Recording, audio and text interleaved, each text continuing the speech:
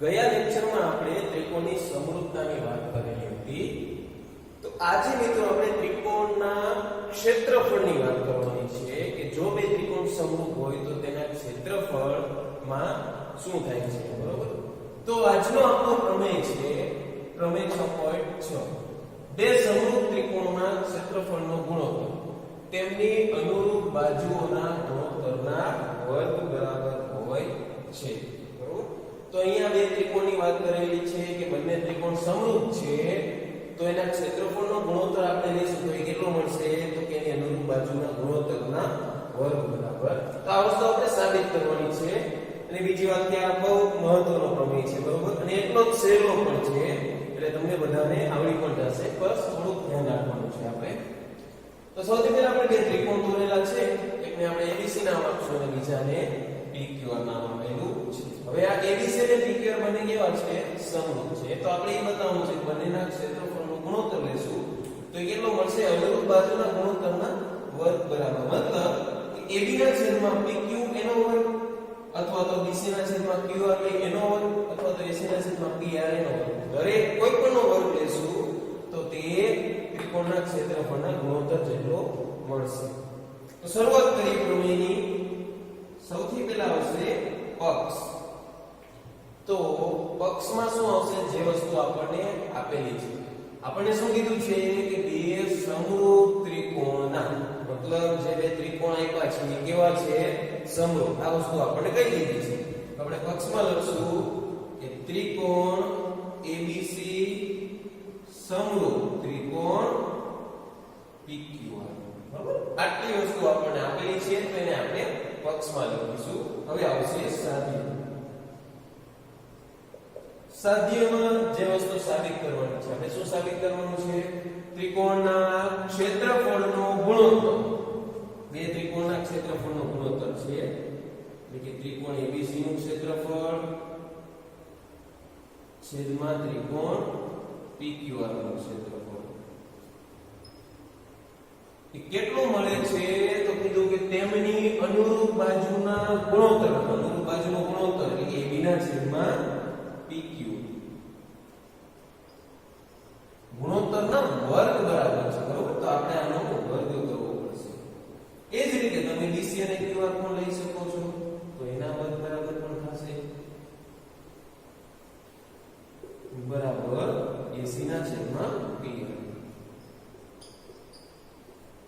તો આ વસ્તુ આપણે સાબિત કરવાની છે. ત્રિકોણ ABC નું ક્ષેત્રફળ બરાબર AB નું છેદમાં PQ નો વર્ગ બરાબર BC ના છેદમાં QR નો વર્ગ બરાબર AC ના છેદમાં PR નો વર્ગ. તો હવે આપણે સાબિતી લખીએ, શરૂઆત કરીએ.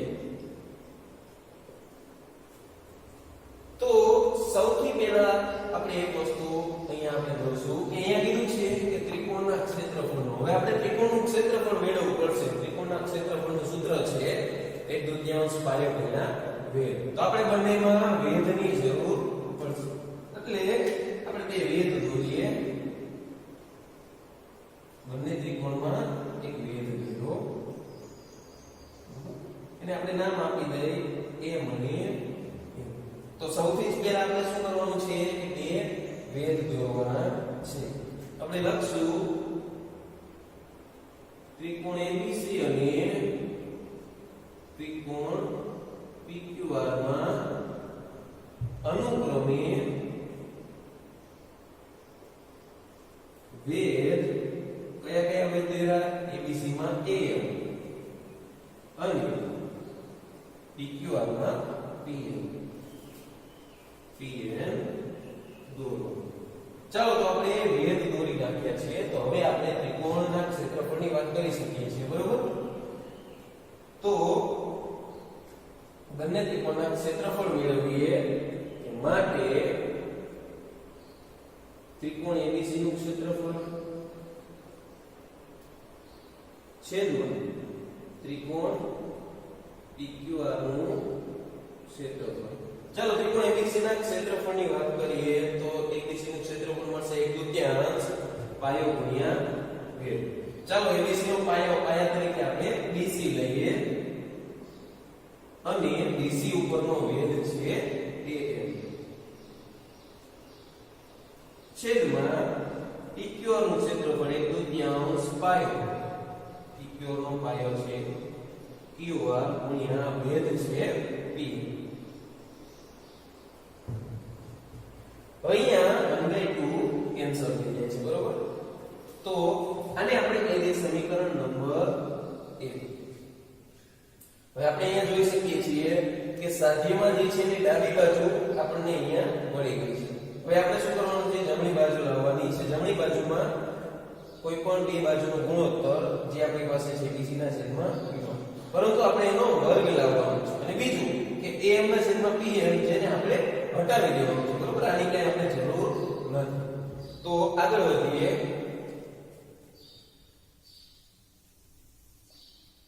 હવે આપણે નાના બે ત્રિકોણની વાત કરશું કે ત્રિકોણ ABM અને ત્રિકોણ PQN. એ બંને ત્રિકોણને આપણે સમરૂપ બતાવીશું. એટલે આપણે લખશું કે ત્રિકોણ ABM અને ત્રિકોણ PQN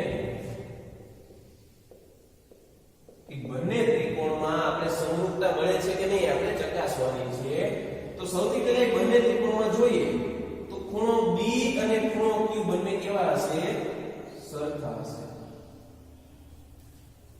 ખૂણો B બરાબર ખૂણો Q. શા માટે સરખા હશે?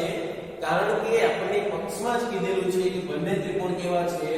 સમરૂપ. જો બે ત્રિકોણ સમરૂપ હોય તો એની અનુરૂપ બાજુ અને અનુરૂપ ખૂણા કેવા હશે? એકરૂપ બરાબર. અનુરૂપ બાજુ સમપ્રમાણમાં હશે પરંતુ ખૂણા કેવા હશે? એકરૂપ. એટલે કૌંસમાં શું લખશું?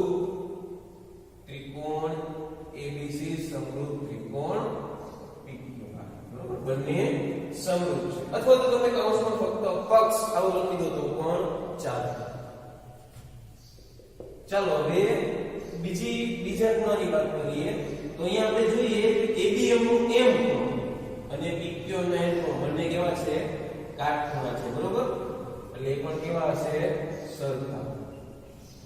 કારણ કાટખૂણા બરોબર. તો બે ખૂણા સરખા મળી ગયા. તો હવે આપણે કુકુ શરત અનુસાર કહી શકીએ ત્રિકોણ ABM સમરૂપ ત્રિકોણ PQN બરોબર. આ બંને ત્રિકોણ કેવા થાય?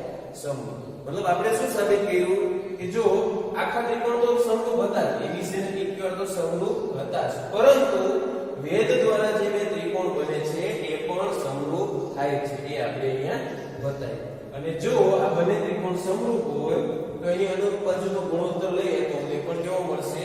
સરખો. એટલે કે અહીંયા આપણે AB ના છેદમાં PQ એના બરાબર શું મળશે? AM ના છેદમાં PM. એ જ રીતે નીચે BM ના છેદમાં QM લખશો તો પણ સરખું થશે, પરંતુ આપણે એની કઈ જરૂર નથી એટલે નથી લખ્યું. આને કહીએ આપણે સમીકરણ નંબર 2. તો હવે AM ના છેદમાં PM ની જગ્યાએ હું AB ના છેદમાં PQ અહીંયા લખી શકું છું બરોબર. હવે વાત કરીએ આગળ કે ત્રિકોણ ABC ને PQR સમરૂપ છે બરોબર.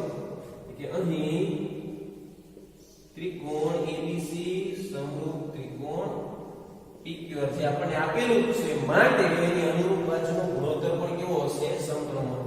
એટલે કે AB ના છેદમાં PQ લખું એટલું જ મળશે BC ના છેદમાં QR એટલું જ મળશે AC ના છેદમાં PR બરોબર. આ વસ્તુ તો ફેક્ટ છે કારણ કે સમરૂપ છે એટલે અનુરૂપ બાજુનો ગુણોત્તર પણ સરખો મળશે. આને હું કહી દઉં સમીકરણ નંબર 3. હવે મિત્રો આપણે આગળ વધીએ તો સમીકરણ 1 માં હું સમીકરણ 2 અને 3 ની કિંમત મતલબ કે AM ના છેદમાં PM ની જગ્યાએ હું શું લખીશ? AB ના છેદમાં PQ અહીંયા અને BC ના છેદમાં QR ની જગ્યાએ પણ આપણે AB ના છેદમાં PQ લખી શકીએ છીએ. એટલે કે સમીકરણ 2 અને 3 ની કિંમત સમીકરણ 1 માં મૂકતા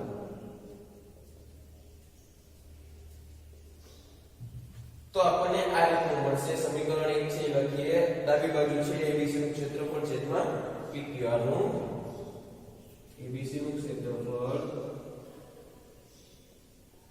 છેદમાં ત્રિકોણ PQR નું ક્ષેત્રફળ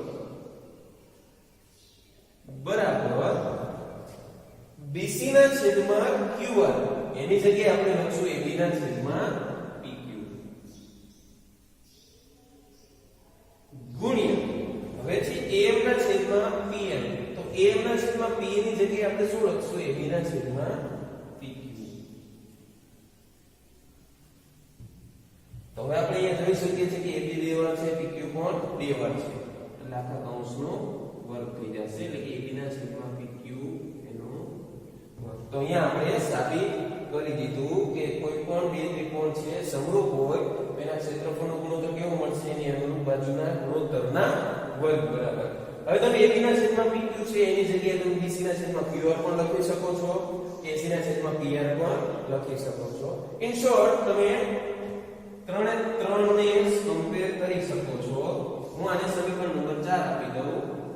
એટલે ફરી લખું કે સમીકરણ 3 અને 4 પરથી સમીકરણ 3 છે એમાં હું AB ના છેદમાં PQ ની જગ્યાએ હું આ બંને કિંમત પણ લખી શકું, જે આપણે અહીંયા લખશું. ત્રિકોણ ABC નું ક્ષેત્રફળ છેદમાં ત્રિકોણ PQR નું ક્ષેત્રફળ બરાબર AB ના છેદમાં PQ નો વર્ગ તો છે જ, AB ના છેદમાં PQ નો બરાબર. હવે હું AB ના છેદમાં PQ ની જગ્યાએ BC ના છેદમાં QR લખીશ તો પણ ચાલશે, BC ના છેદમાં QR, અથવા તો એની જગ્યાએ આપણે AC ના છેદમાં PR પણ લખી શકીએ. તો અહીંયા આપણે જોઈ શકીએ છીએ કે આપણે જે વસ્તુ સાબિત કરવાનું હતું તે મળી ગયું. તો અહીંયા આપણો પ્રમેય પૂરો થાય છે. તો મિત્રો આ પ્રમેય મહત્વનો છે એટલું જ રિઝલ્ટ પણ મહત્વનું છે. તમને આ પ્રમેય ઉપરથી દાખલા ગણવાના પણ કહી શકે છે કે તમને બે ત્રિકોણના ક્ષેત્રફળ આપી દીધા હોય અને એક બાજુનું માપ આપી દીધું હોય તો બીજી બાજુનું માપ મેળવો, આ રીતના દાખલા પૂછી શકે છે. બરોબર?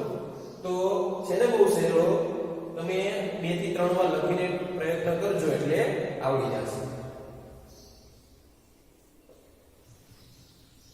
તો ચાલો મિત્રો આપણે પ્રમેય 6.6 આધારિત દાખલા ગણીએ. સ્વાધ્યાય 6.4 પ્રશ્ન નંબર 1. ABC અને DEF બંને કેવા છે? સમરૂપ ત્રિકોણો છે. તેમના ક્ષેત્રફળો અનુક્રમે 64 સેમી વર્ગ અને 121 સેમી વર્ગ છે. જો A બરાબર 15.4 સેમી હોય તો BC શોધો. તો હમણાં જ આપણે પ્રમેય જોયો એનો ઉપયોગ કરવાનો છે. બરોબર? બંનેના ક્ષેત્રફળ આપી દીધા છે અને એક બાજુનું માપ પણ આપી દીધું છે, તો બીજી બાજુ આપણને મળી છે. એ આપણે જાણીએ છીએ કે ત્રિકોણ ABC નું ક્ષેત્રફળ છેદમાં ત્રિકોણ DEF નું ક્ષેત્રફળ બરાબર કોઈ પણ એક બાજુના ગુણોત્તરના વર્ગ બરાબર હોય. બરોબર? પણ આપણે અહીંયા BC જોઈએ છે એટલે આપણે BC અને EF એ બંનેનો ગુણોત્તર લેશું કે BC ના છેદમાં EF નો વર્ગ. આ આપણે હમણાં જોયો છે. ચાલો આમાં કિંમત મૂકીએ. ABC નું ક્ષેત્રફળ 64 છેદમાં 121 બરાબર BC ના છેદમાં EF. હવે EF નું માપ આપણને આપેલું છે 15.4. તો અહીંયા છેદમાં મૂકશું 15.4 એનો વર્ગ. હવે આપણે BC જોઈ છે તો વર્ગ છે, વર્ગને હટાવવો પડશે. બરોબર? તો શું કરશું? બંને બાજુ વર્ગમૂળ લઈએ. તો બંને બાજુ વર્ગમૂળ લઈએ તો 64 નું વર્ગમૂળ 8 છેદમાં 121 નું વર્ગમૂળ 11 બરાબર. અહીંયા વર્ગ નીકળી જાય એટલે BC ના છેદમાં 15.4. ચાલો આપણે BC ની કિંમત જોઈ છે 15.4 છેદમાં છે, આ બાજુ આવશે તો ક્યાં આવશે? અંશમાં. એટલે કે BC બરાબર શું મળશે? 8 ના છેદમાં 11 ગુણ્યા અને આ બાજુ એટલે કે 15.4. હવે હું પોઈન્ટ કાઢીને છેદમાં 10 મૂકી દઉં. બરોબર? હવે અહીંયા આપણે કેન્સલ કરી શકીએ. 11 11 44. તો BC બરાબર કેટલા મળે છે? 8 ગુણ્યા 14, 14 * 112. પણ એમાં એક પોઈન્ટ કાપી લઈએ એટલે 11.2 સેમી.